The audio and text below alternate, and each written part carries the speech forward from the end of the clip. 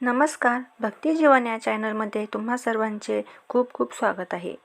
कोजागिरी पौर्णिमेच्या रात्री देवी महालक्ष्मी पृथ्वीवरती भ्रमण करीत असते आणि कोण जागरती म्हणत फिरत असते.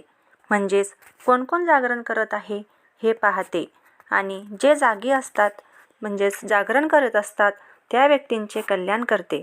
कोजागिरी व्रताची एक पौराणिक कथा आहे. तर वीरभद्र नावाचा एक सावकार होता. तो आणि त्याची पत्नी खूप धार्मिक होते. त्यांना 2 मुली होत्या.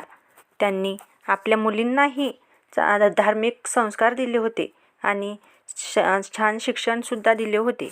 ते घरामध्ये व्रतपूजा करत असत. मोठी बहीण खूप श्रद्धाळू आणि धार्मिक होती, तर लहान मात्र आळशी होती. दोघेही शरद पौर्णिमेचे व्रत करत असत. मोठी बहीण पौर्णिमेचे व्रत पूर्ण पाळायची. लक्ष्मी पृथ्वी तलावावर येत असते, त्यामुळे मोठी बहीण मसाल्याचं दूध आटवत असे आणि लक्ष्मीच्या स्वागतासाठी जागरण करत असे. रात्री 12 वाजता ती ते दूध सर्वांना वाटत असे.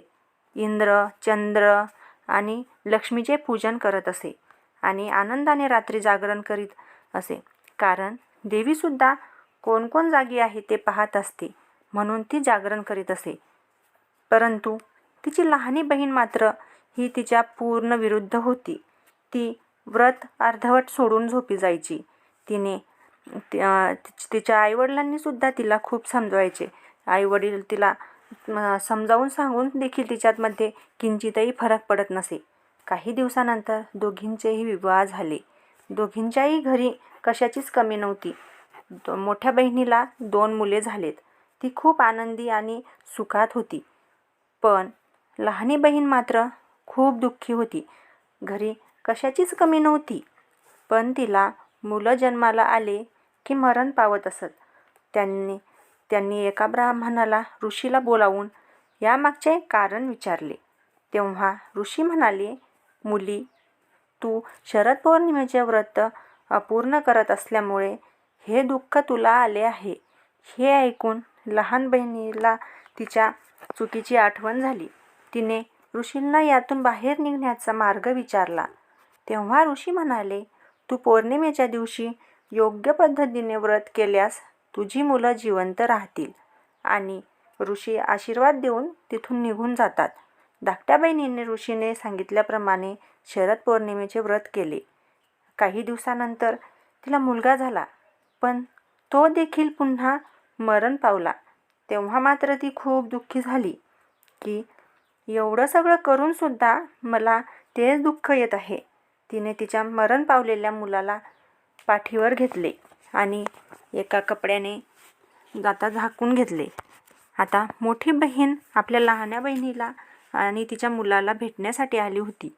मोठ्या बहिणीने लहान बहिणीला गळाभेट घेतली आणि तिचा स्पर्श गळाभेट घेत असतानाचा स्पर्श मृत बाळाला झाला आणि तो मृत झालेला मुलगा आता रडू लागला.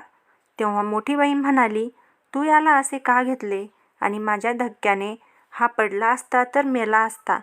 यावर लहानी बहीण म्हणाली, तो तर आधीच मेला होता, पण तुझ्या स्पर्शाने, तुझ्या पुण्याने तो जिवंत झाला आहे.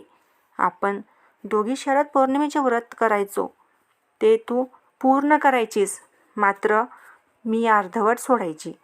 माझ्या या चुकीमुळेच माझी मुलं मृत जन्माला येत होती, पण तुझ्या पुण्यामुळे हे मूल जिवंत झाले आहे.